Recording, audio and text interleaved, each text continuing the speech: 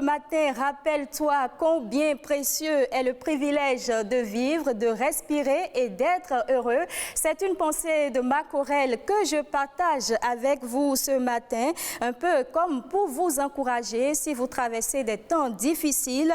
Ne baissez pas les bras, gardez la tête haute car le succès n'est jamais loin. Bienvenue dans votre réveil matinal, bienvenue dans nos Pinden. C'est cette émission qui vous apporte un peu de chaleur, de gaieté. Et aujourd'hui, le programme, il est tout aussi alléchant que les autres jours. Il est concocté rien que pour vous et vous allez le voir. L'un des grands rendez-vous à prendre, c'est le débat tout à l'heure. Avec nos invités, on va parler de la rentrée scolaire, la rentrée qui s'annonce bien sûr à grands pas. Quelles dispositions prendre pour garantir une bonne année scolaire à nos enfants et ce, dès le premier jour de la rentrée des classes. D'autres rubriques viendront meubler cette émission et sans plus tarder, on va découvrir les beaux paysages de notre pays. Ça s'appelle Merveille du Bénin.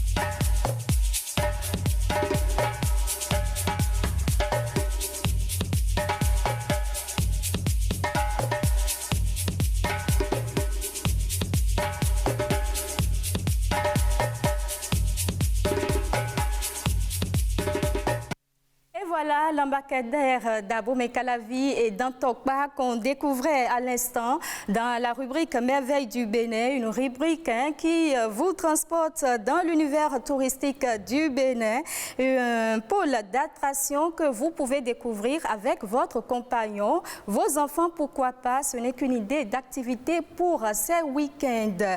Et pour laisser souffler ce vent d'amour, pour laisser souffler ce vent de fraîcheur et de bonheur sur ce plateau, je vous propose le clip du jour. Et dans le clip du jour, ce matin, ça chante l'amour.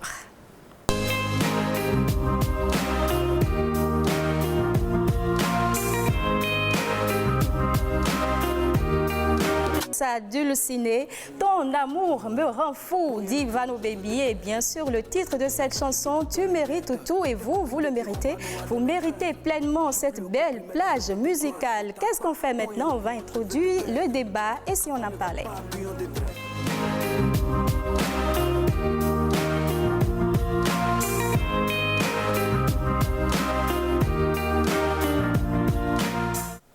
Et si on en parlait, nos invités sont déjà en plateau. Après les vacances, place à l'école. Les élèves et leurs enseignants retournent en classe le 19 septembre 2022. C'est la date retenue par les autorités en charge de l'éducation nationale pour la reprise des activités pédagogiques pour le compte de l'année 2022-2023. L'année dernière, dans les foyers, certains apprenants ont réussi brillamment à leurs examens. D'autres, par contre, n'ont pas su relever le défi. Et donc, que faire cette année? Comment faire pour limiter les échecs et donner plus de chance à nos apprenants? Pour faire le débat, nous sommes avec M. Epiphane Azon. Il est président de la Fédération nationale des associations des parents d'élèves et d'étudiants du Bénin. Et en face de vous, nous avons M. Alain Segbo. Il est enseignant du secondaire à La retraite. Tout à l'heure, nous serons en ligne avec M. Toussaint Sagbo-Fanou.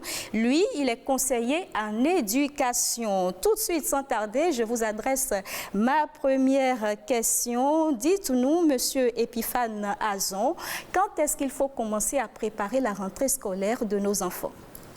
Merci beaucoup, madame la journaliste, et bonsoir à tous les téléspectateurs. Oui, quand est-ce qu'il faut commencer la rentrée scolaire? Pas à l'avant-veille en tout cas.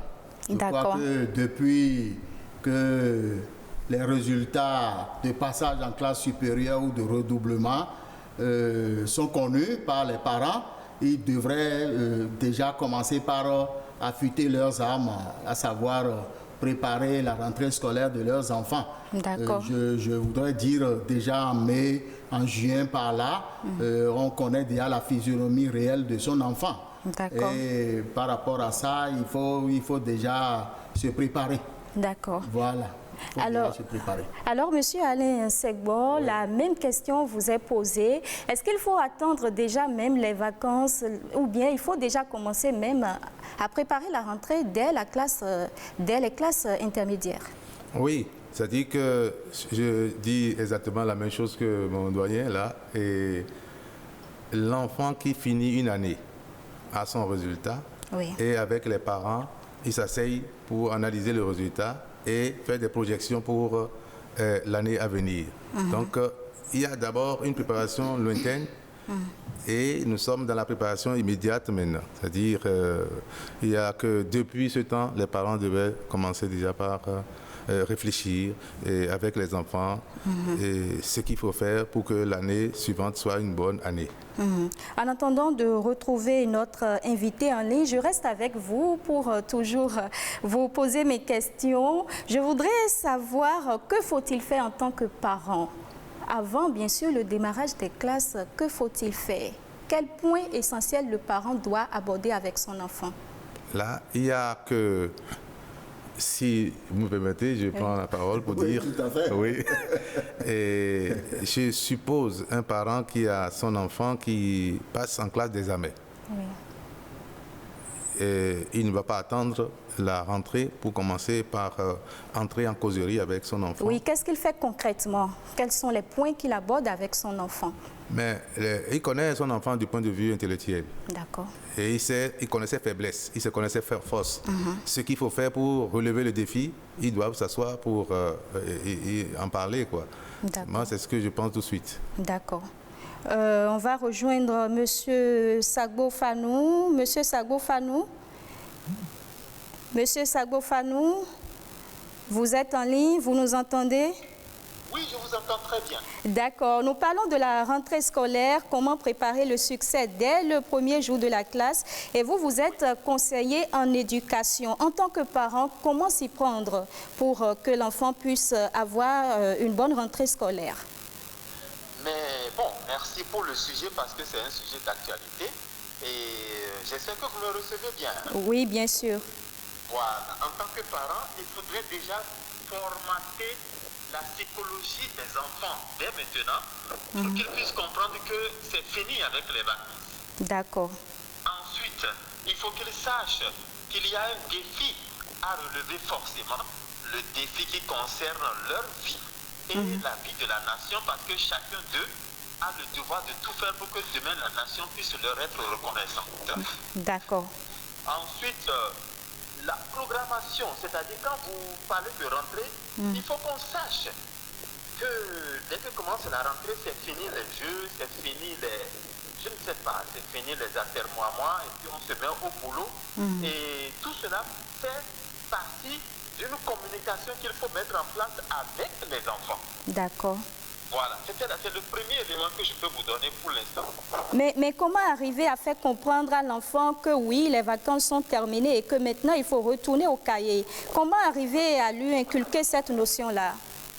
Il faudrait faire comprendre à l'enfant que depuis une certaine date, on ne lui a rien demandé, on ne a rien exigé de lui, on lui a laissé tout le temps pour qu'il s'égosille, qu'il s'amuse, qu'il se promène, qu'il fasse ce qui lui plaît, et que maintenant c'est terminé, définitivement terminé, il faut qu'il se remette dans la peau de celui qui doit relever les défis qui l'attendent par rapport à la rentrée, par rapport à l'année scolaire.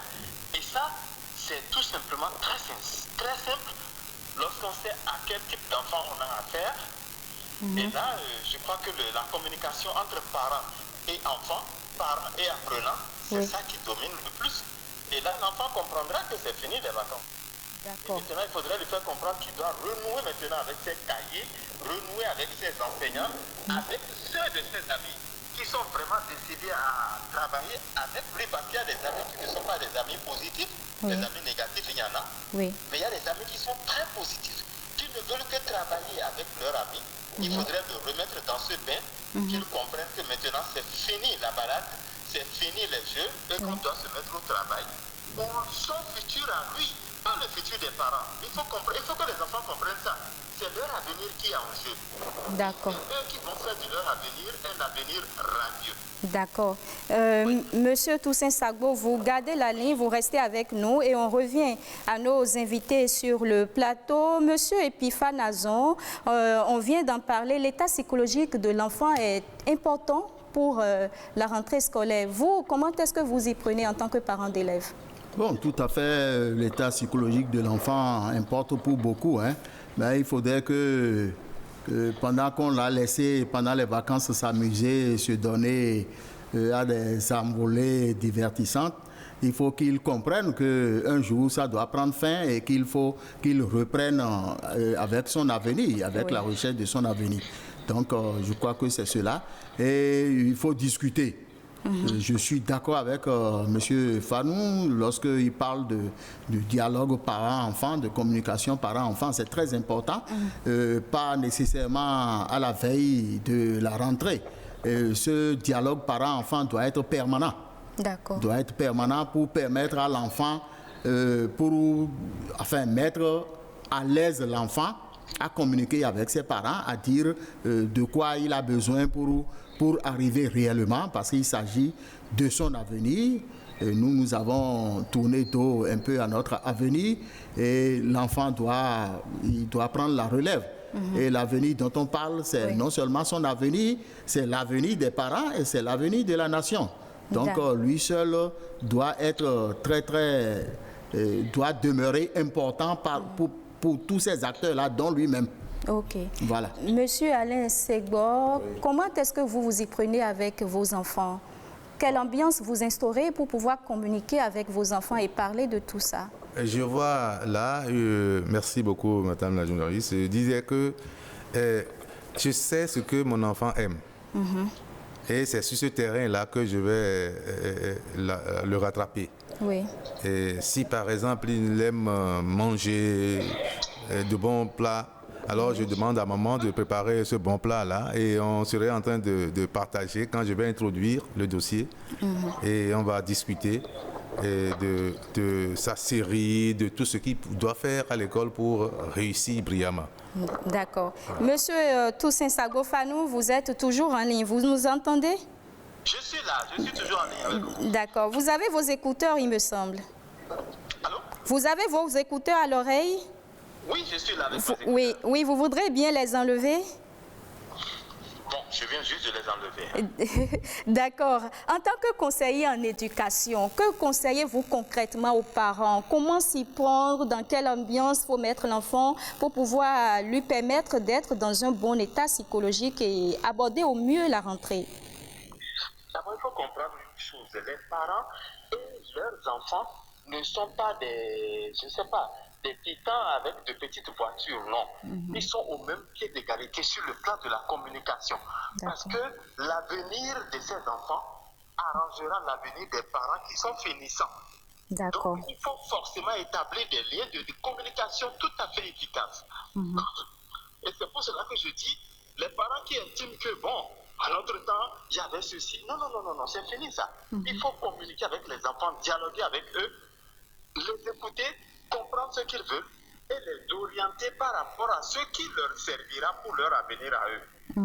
Vous voyez, ce que disent les amis sur le plateau, c'est réel. C'est fini les vacances. Il y a un temps pour les vacances, mais il y a un temps pour commencer le travail véritable. Les ce qui concerne le travail. C'est pour cela qu'il faut communiquer avec eux au maximum pour leur montrer que leur avenir dépend effectivement du travail acharné qu'ils vont mettre en place aujourd'hui. Donc il faut dialoguer avec eux comme on communique avec un ami intime, avec qui on prend peut-être une bouteille de bière de temps en temps, avec qui on a envie de dire certaines vérités. Il ne faut pas se dire les enfants sont les enfants, on n'a pas, bon, c'est nos petits-enfants, sinon il faut communiquer avec eux pour sauver leur avenir et l'avenir général. D'accord. Voilà ce que je pense, oui. D'accord. Monsieur Epiphane Nazon, quels sont les autres critères à prendre en compte dans les préparatifs? On vient de parler de l'état psychologique, mais il n'y a pas que l'état psychologique. Quelle autre disposition les parents doivent prendre? Est-ce qu'il faut prévoir de mettre des répétiteurs de maison? Qu'est-ce qu'il faut faire d'autre? Bon, personnellement, moi, je suis contre tous ceux-là qu'on appelle répétiteurs parce que, en fait, l'enseignant, que ce soit au primaire, que ce soit au secondaire, l'enseignant est là pour donner le maximum de lui-même à l'enfant. Maintenant, il y a des enfants surdoués, il y a des enfants attardés. Et tous ceux-là, tous ces enfants-là, tous ces types d'enfants se retrouvent dans la même salle de classe. Il revient à l'enseignant de voir qui est attardé, qui est surdoué et de voir comment est-ce qu'il va faire en sorte que l'attardé rattrape le surdoué. Ce n'est pas toujours possible, mais on en arrive parfois lorsque on discute correctement avec l'enfant après les cours enseignés. Donc l'enseignant, c'est aussi son rôle. Ce n'est pas de dispenser, de sortir de la salle de classe et puis de continuer son chemin. Et de penser que ce cours-là est dispensé, terminé, on passe un coup de chiffon là-dessus. Non, il faut qu'il voit qui sont ceux-là qui ont pu s'adapter correctement et qui sont ceux-là qui n'ont pas pu être, disons, au même niveau de compréhension, au même niveau du savoir que les surdoués ou bien l'enseignant même. Hein? Et il faut qu'il les repêche et qu'il ait des entretiens avec ces derniers. Ça, c'est pour les classes. Bon, maintenant, je crois qu'il faut penser, il faut que les parents pensent à tout ce qui est fourniture scolaire. D'accord. Tout ce qui est fourniture scolaire, l'uniforme, le sac, les cahiers. Il y a des sacs qui peuvent faire 2 ans. Et on n'a pas besoin de les acheter tous les ans. Mais les cahiers, déjà même en pleine année scolaire, on peut commencer par acheter des cahiers. Je vois des gens en ligne devant les librairies. Je me dis, ceux-là, ils sont en retard. Donc il faut le faire bien avant. Il faut le faire bien avant, même sans savoir quelle classe l'enfant va faire. Évidemment, quand vous savez la classe dans laquelle l'enfant est, et vous savez que si tout marche bien, il doit passer en classe supérieure et il faut prendre les cahiers, les fournitures en conséquence. Monsieur Alain Segbo, votre réaction par rapport à ce que Monsieur Epiphane Nazon vient de dire? Oui, il est contre, il disait tout à l'heure, l'effet des répétiteurs, tout ça là. Moi, je dis souvent que moi, j'ai été enseignant et j'ai été répétiteur pour plusieurs enfants sur plusieurs années, n'est-ce pas? Oui. Et ce qu'il dit, c'est vrai, les enfants n'ont pas besoin de répétiteurs, mais à un moment donné, si la performance baisse, on ne peut pas quand même le laisser jusqu'à la fin de l'année. Et donc, c'est dans cet esprit-là que les parents prennent toutes les dispositions pour qu'il y ait un enseignant avec l'enfant pour l'aider à remonter la pente. D'accord. Oui. Et dans cette émission, nous avons l'habitude de prendre également l'avis de nos citoyens dans la rue. Et Hosseini Adele qui est allé dans la rue, voici ce qu'il nous a recueilli. Avant d'assurer une rentrée scolaire, il faut primo de l'argent, les fournitures et la ration alimentaire du début jusqu'à la fin du cursus. Bien avant, j'ai reçu ce coup-là, il y a de cela 4 ans, que la rentrée m'a surpris. Depuis ce jour-là, j'ai constaté que la rentrée se prépare au préalable. Dès que mes enfants ils sont déjà en vacances, j'ai commencé par cotiser et payer 300 francs par jour. Parce qu'on a demandé aux plus riches du monde comment il a fait pour être riche. Il a dit que celui qui paye le petit sou, c'est celui-là qui est milliardaire. Donc dans ce monde, il faut tout planifier. C'est la planification. Ce n'est pas le jour de la rentrée qu'il faut préparer la rentrée des enfants. Ce n'est pas le jour de la rentrée. Bon, je pense que nous sommes tous conscients, en tant que parents d'élèves, nous sommes tous conscients qu'il y a une rentrée. Parce que ce n'est pas un jour qui vient comme ça nous surprendre. Non, nous savons à quelle date il y aura la rentrée. Normalement, les Béninois devraient déjà mettre dans la tête qu'il y a une telle date qui est déjà prise à l'avance et ils devraient déjà anticiper sur les choses. Mais aujourd'hui, moi, c'est que je vois que bon, quand on est à la veille, c'est en ce moment il y a d'autres parents qui commencent par s'apprêter. Si vous avez 2 enfants, même si c'est une cotisation de 500 francs par jour ou bien de 200 francs, ça peut vous aider aussi. Il faut les préparer dès le début des vacances. Moi, je suis jeune, mais j'ai cotisé combien? 300 francs par jour. Maintenant, je suis heureux, je me sens fier. Et si on dit aujourd'hui que la rentrée va commencer, ça ne me dira rien. Si je vous dis que ce que j'ai commencé maintenant pour la rentrée, vous allez dire que c'est ça. Donc, mais avant là, c'est juste que je pense pas courir, je courais et vendez-moi cahier à crédit, vendez-moi de cahier à crédit, vendez-moi à crédit. Mais lorsque j'ai dit que j'ai rendu, non, il faut planifier. Il faut se planifier et commencer par économiser, même si vous voulez que l'autre rentrée vous sera très facile. Dès cette rentrée, il faut commencer par cotiser au moins 200 francs par jour. De retour sur le plateau avec nos invités qui sont toujours en place. Je vous donne la parole à vous, Monsieur Alain Segbo. Votre réaction par rapport à ce que nous venons d'écouter et de voir. Je suis très très content du monsieur qui parle de cotisation. C'est une très bonne chose quand on n'a pas beaucoup de moyens. Oui. On est obligé de prendre cette disposition pour la rentrée qui va suivre. Oui. Et quand tu cotises 200 par jour, avant la fin de l'année, c'est sûr que tu auras tout le nécessaire pour supporter la rentrée suivante. Vous, Monsieur Epiphane Azon, vous avez la parole. Votre réaction. Je ne dirais pas autre chose que ce que non seulement celui qui est intervenu sur l'émission, enfin sur le boss populaire, je crois. Oui, voilà. bien sûr. Celui qui est intervenu là-dessus a dit, et ce que M. Segbo a dit, je ne dirais pas autre chose. Qui va loin ménage sa monture. Il ne faut pas attendre, je l'ai dit tout à l'heure, ceux-là qui sont en train de faire les rangs pour acheter des cahiers dans les librairies, surtout libanaises, là, ils sont en perte de vitesse. Monsieur Toussaint Sagbo-Fano, vous êtes toujours en ligne. Oui, je suis là. Alors, bien sûr, parfois on attend la fin de l'année pour se rendre compte que l'apprenant ou l'élève n'a pas réussi l'année scolaire et parfois on se surprend de voir que voilà, j'ai investi tout au long de l'année et malheureusement mon enfant n'est pas admis à un examen ou mon enfant n'est pas passé en classe supérieure. Et normalement, on ne doit pas se faire surprendre. Oui. Je voudrais vous dire, d'abord, je voudrais dire un grand merci à M. Alain et à M. Le président de la fédération, M. Azon. Oui. Je voudrais leur dire un grand merci pour leur accord. Mais je voudrais dire, avant de faire une réponse à quelqu'un, il faudrait que vous soyez sûr que vous avez déjà rempli votre part de contrat.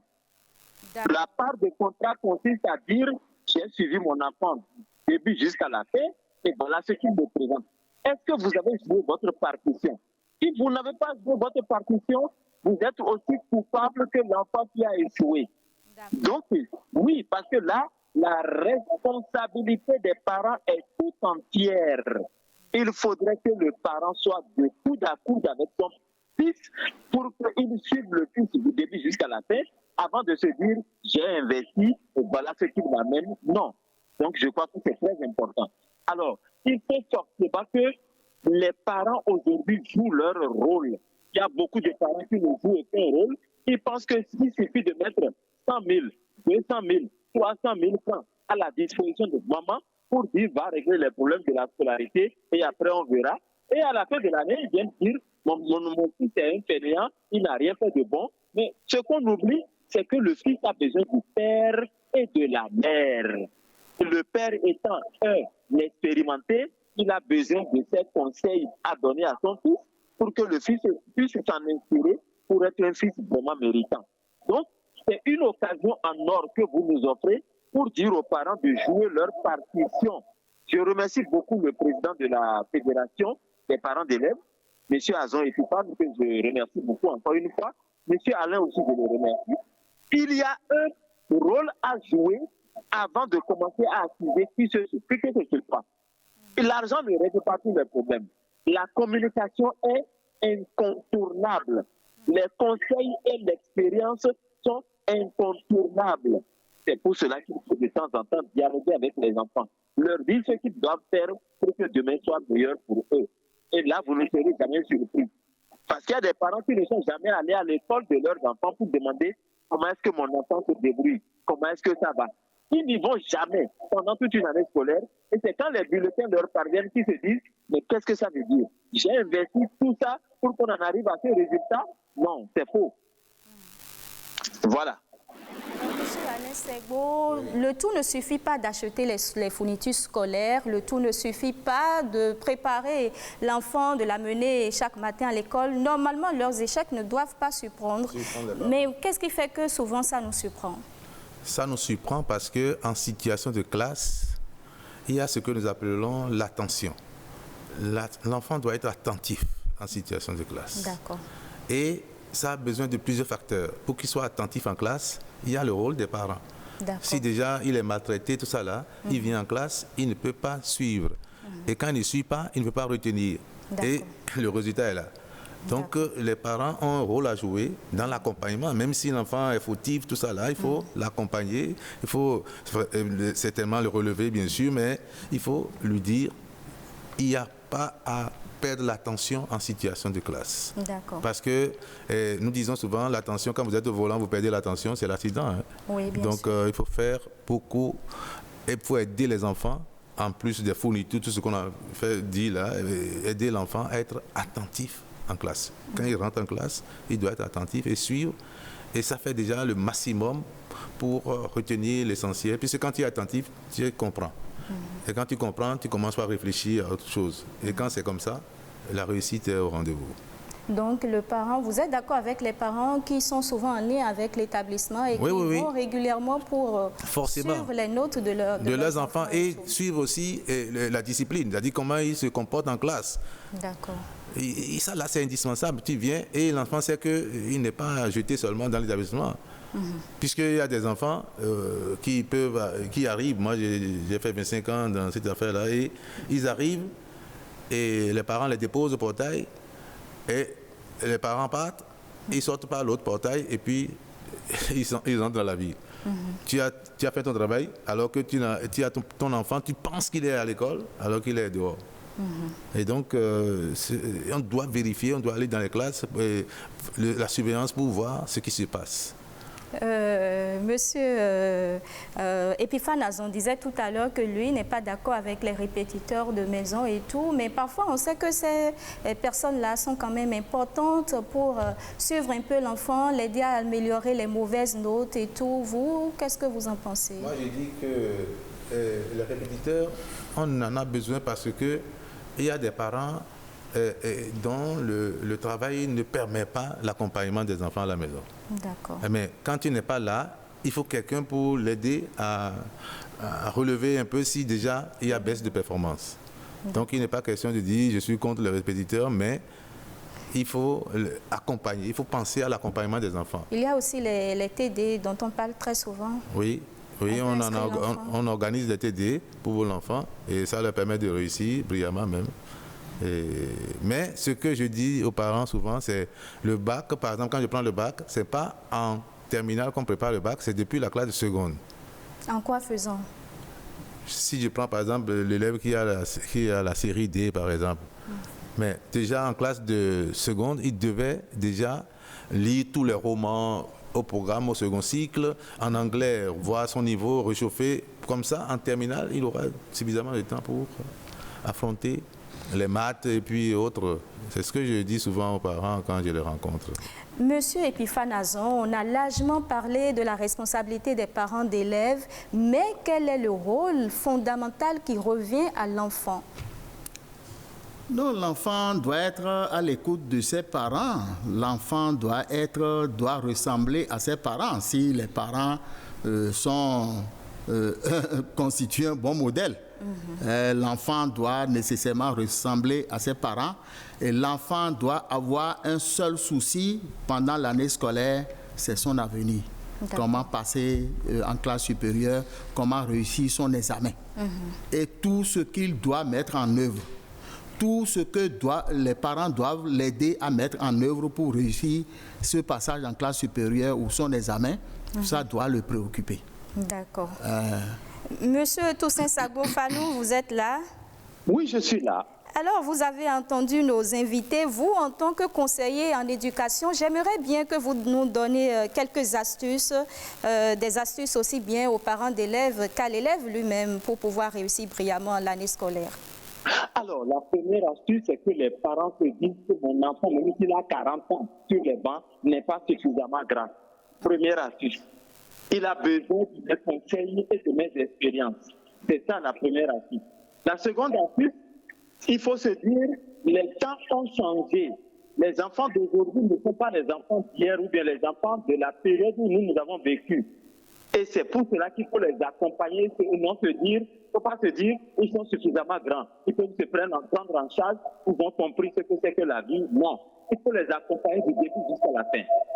La troisième astuce, c'est qu'il faut amener les enfants à comprendre que le temps évolue, les temps changent et qu'ils ont besoin de se prendre en charge pour comprendre que leur avenir dépend d'eux. Et que s'ils managent bien leur avenir, demain sera plus radieux pour eux.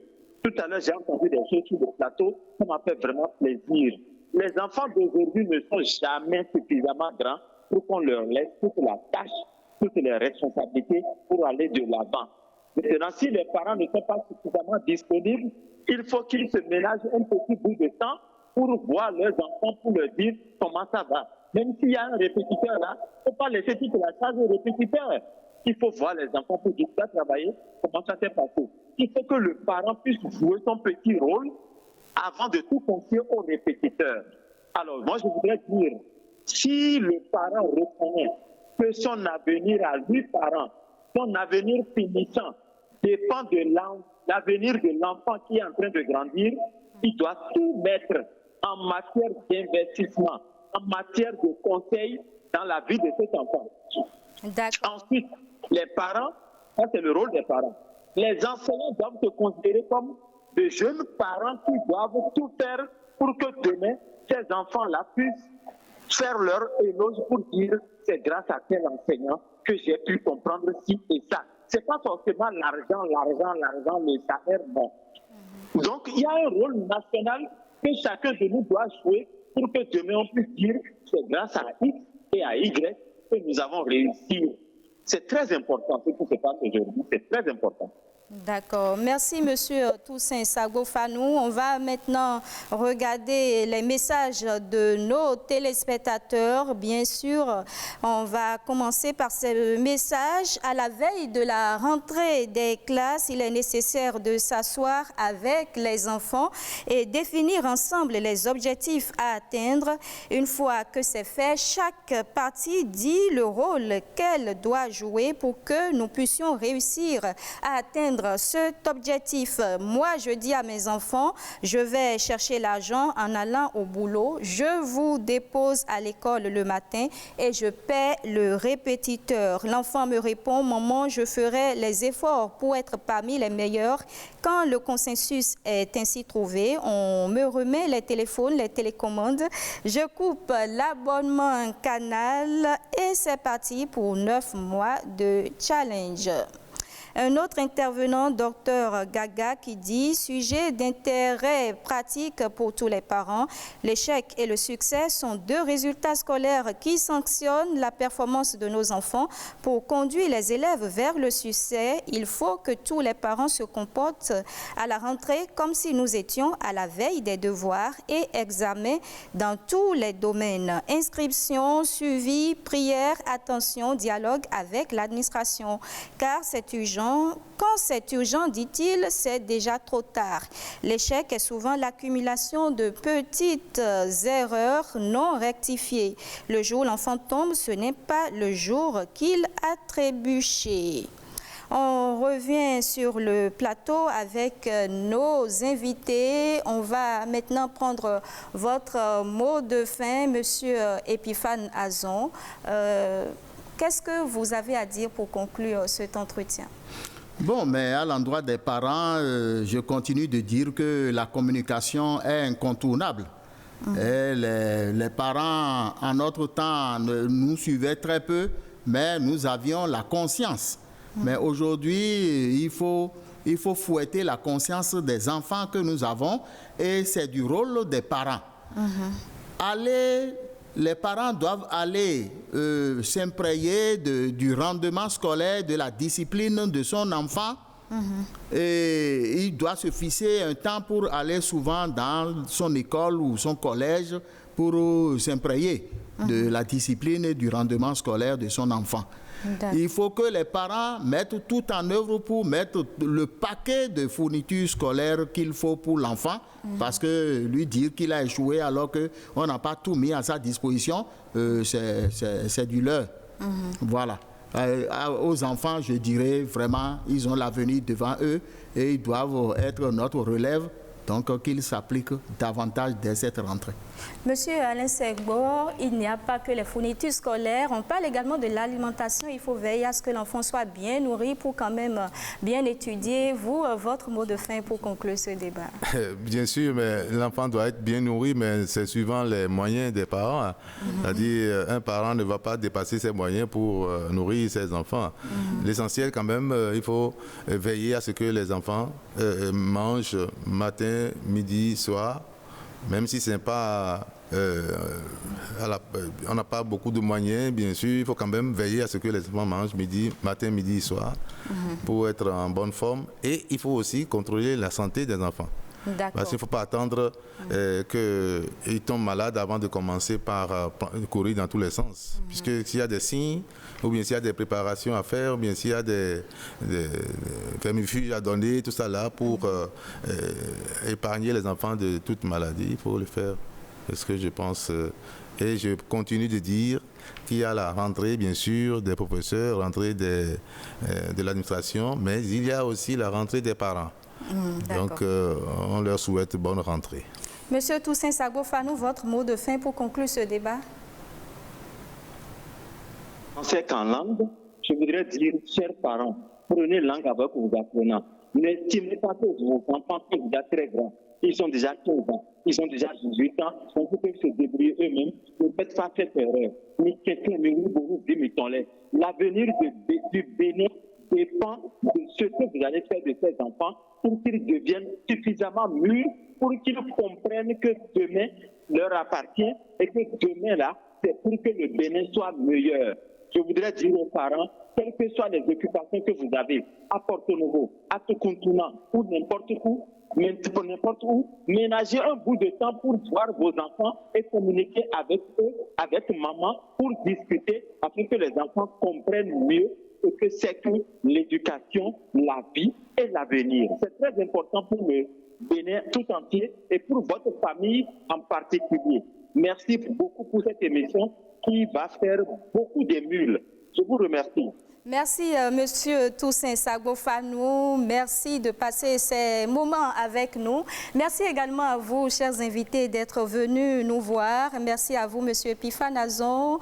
Merci également à Monsieur Alain Segbo. C'est un plaisir d'être resté avec vous et tout. Mesdames, Messieurs, cette émission se poursuit. Et qu'est-ce qu'on fait maintenant? On va prendre une pause, le temps de vous revenir en toute fraîcheur. l'ORTB se rapproche encore plus de vous. La nouvelle application mobile de l'ORTB, avec plus de dynamique, plus de design, plus de couleurs, plus de facilité. Vos chaînes de radio, votre télévision nationale et BB24 en direct, c'est sur Play Store. ORTB Mobile, toujours plus proche de vous. Nopinden, c'est aussi la culture. Place maintenant à la rubrique Us et coutumes. Aujourd'hui, nous allons voir la cérémonie. Nous allons comprendre mieux la cérémonie d'initiation chez le peuple Otamari. L'initiation qui concerne les filles comme les garçons. Regardez.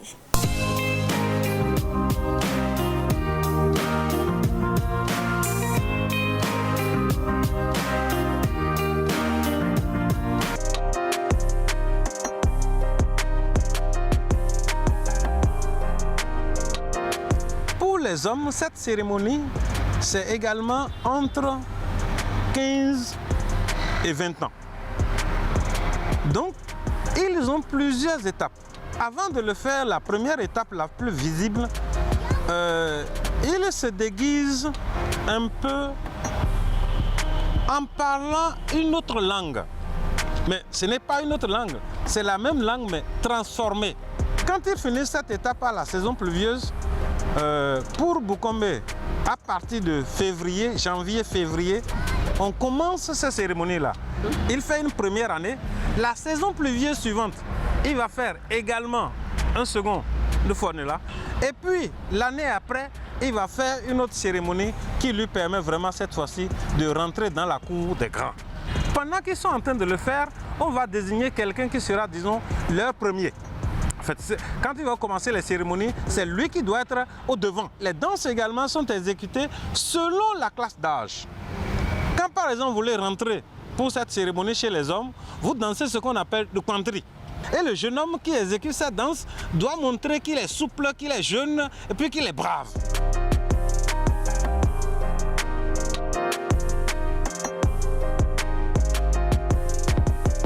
En milieu Otamari, la jeune fille, avant de pouvoir dire qu'elle est jeune fille, capable de rejoindre un homme et de fonder un foyer, doit nécessairement passer par l'étape d'une cérémonie d'initiation qu'on appelle la cérémonie du Kundri.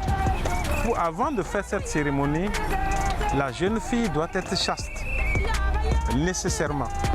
Parce qu'il y a des étapes au cours de cette cérémonie que quand elle a déjà découvert la vie sexuelle, il y a des étapes qu'elle ne peut pas franchir. Et cette cérémonie se déroule chez les filles entre 16 ans et 18 ans.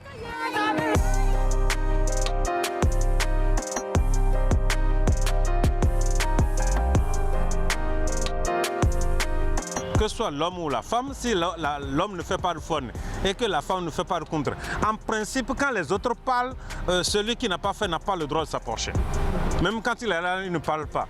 Et puis en principe, et ça va plus loin, quand il meurt, on l'enterre dans un cimetière d'enfants. Il ne peut pas aller dans le cimetière du village réservé aux grandes personnes. On le considère toujours comme un bébé, comme un enfant. Il n'a pas droit à la parole s'il n'est pas passé par cette étape-là. Donc c'est une cérémonie qui marque vraiment votre appartenance à ce peuple et qui est d'une importance capitale. C'est à partir de cette cérémonie qu'il est autorisé officiellement à se marier, à fonder un foyer et à vivre de façon indépendante. Sinon, avant cette cérémonie, il n'est pas indépendant. Et une fois qu'il a franchi cette étape, il va s'installer, il peut construire en ce moment son habitation et quand il y vit, il dépend toujours de son père. On estime par rapport à l'importance de cette cérémonie qu'une femme qui n'a pas fait cette cérémonie-là n'est pas d'abord digne d'être une vraie Otamari et par ailleurs ne pourrait enfanter.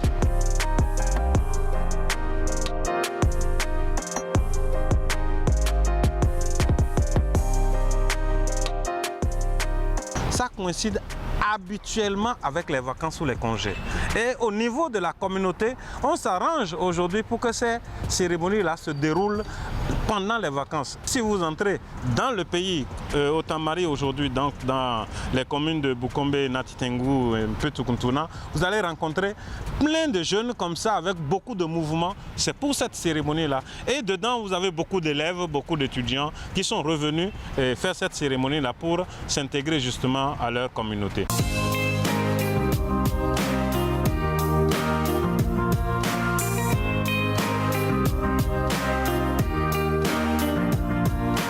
Vous l'avez compris, c'est coutume qui nous apprend toujours un peu plus. Vous avez compris la cérémonie d'initiation qui est importante comme chez les filles que chez les garçons. Vous avez entendu notre intervenant qui disait que si le garçon ne participe pas à cette cérémonie d'initiation, qui n'est pas digne d'être appelé homme, et là, si jamais il mourait, on l'enterre dans un cimetière de bébés. La femme, pareil, la femme doit quand même faire cette cérémonie avant, bien sûr, de se marier. On était donc chez le peuple Otamari dans la zone de Bukombe, Natitengu, Tukuntuna.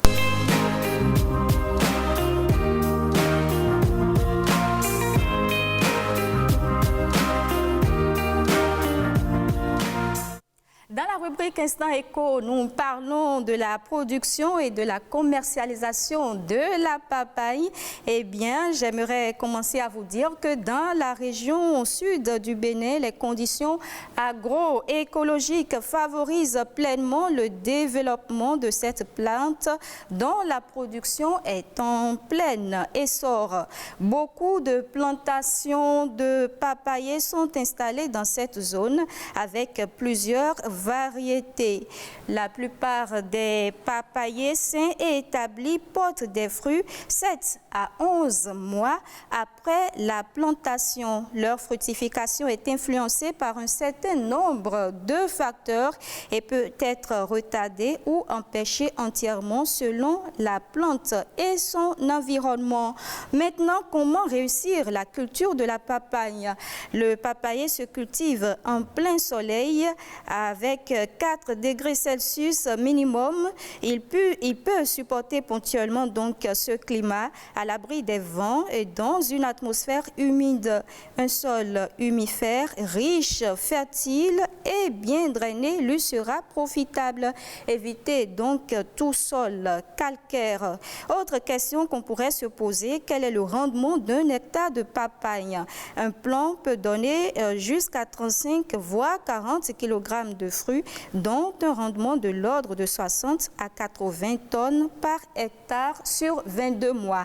Donc, c'est une bonne idée, la production de la papaye. On vous suggère donc cette idée. Vous pouvez entreprendre la production de la papaye lorsque vous avez un peu d'espace, une superficie quand même pour créer un petit business, pourquoi pas.